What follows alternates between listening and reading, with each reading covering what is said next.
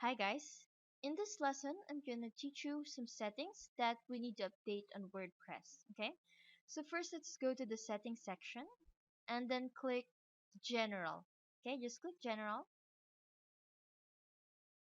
Okay. So first, we need to have a site title, and the site title is just usually similar to the domain name, but we will not copy the extension. Okay. So our domain name is digitalbooks.club, and our site title is going to be digital books. Okay, so we are not going to copy the .club. Okay, we're just gonna type digital books. Okay, so next is the tagline, and the tagline is just a few words that explain what the site is all about. Okay, so our tagline is all about digital books.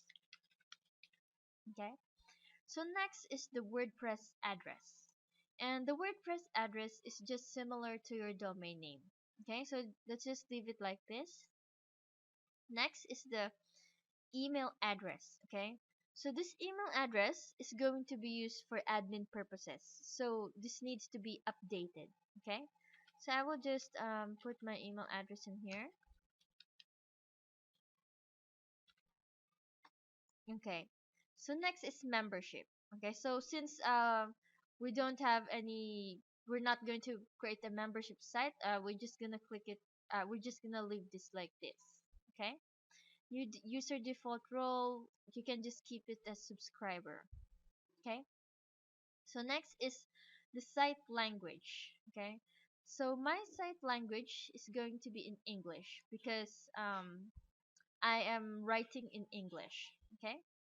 So next is the time zone.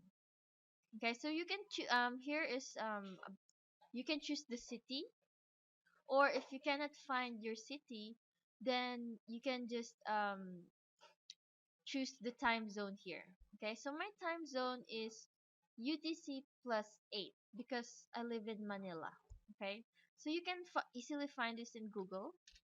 What is your time zone? Okay, you can do this by typing your city. So my city is Manila, and then write the word time zone, and it will show here, for example, this.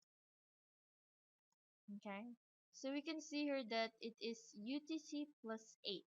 Okay, the time zone is UTC plus 8 for Manila. Okay, so you can just Google your time zone. All right, so next is the date format, and this is the date format that is going to show on your posts. Okay, so we can use a month slash date slash year, or date slash month slash year, but I want the date format to be like this in words: January 13, 2018. So I'm just going to keep it like this, but you can choose any format you like. So next, we're gonna choose a time format. Okay, so I want the time format to be in all caps, so I'm just gonna choose the second time format. And lastly, we're gonna choose the date at the day our week starts on. Okay, so I want my week to start on a Monday, so I'll just click Monday. Right, and then after this, we're going to save the changes. Okay, so just click this button, save changes. Okay, so now the settings are saved. Okay, so now we will go back to the settings section and then click reading. Okay, just click reading, and here it says um, asking you to choose what your home page is gonna be like. Okay, so the first choice is your latest posts. Okay, so I recommend this if you're going to have a blog. Okay, or a website that has regularly updated content. But if you're gonna create a business website or a corporate website, then I could recommend a static page. Okay, so here you can choose the home page and the post page. But since we don't have any posts yet, then we I'll just get back to that later. Okay, so for now we're just gonna choose your latest posts. Okay, but later I will also discuss this in detail. All right, so next, um, we need to choose the number of posts that we will show.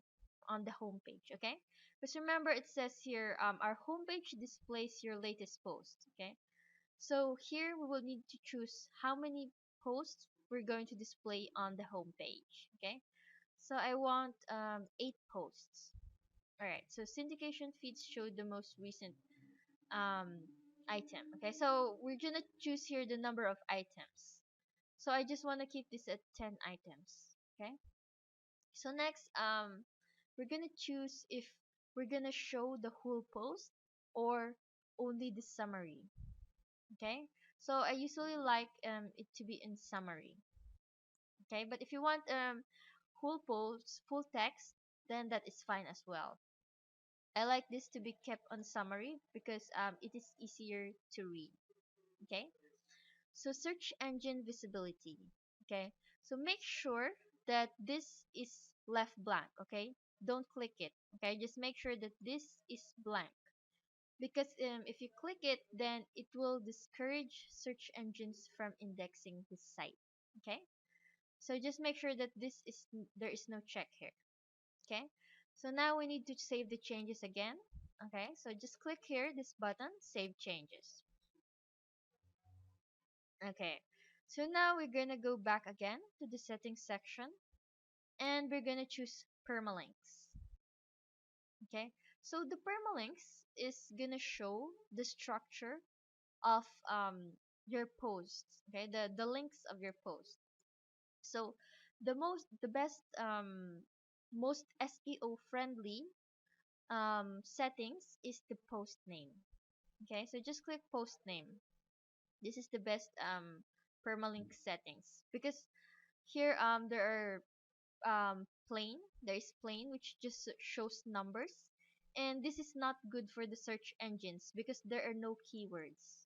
Okay, so here is numeric, and again there are no keywords. Here on the month and the name, there's the name of the post, but there are some extra words like the month, and that looks messy. Okay, so the best settings for the permalinks is post name. Okay, so just click post name. All right, okay, so that's it, and just click save changes. Okay, so I'll see you in the next video.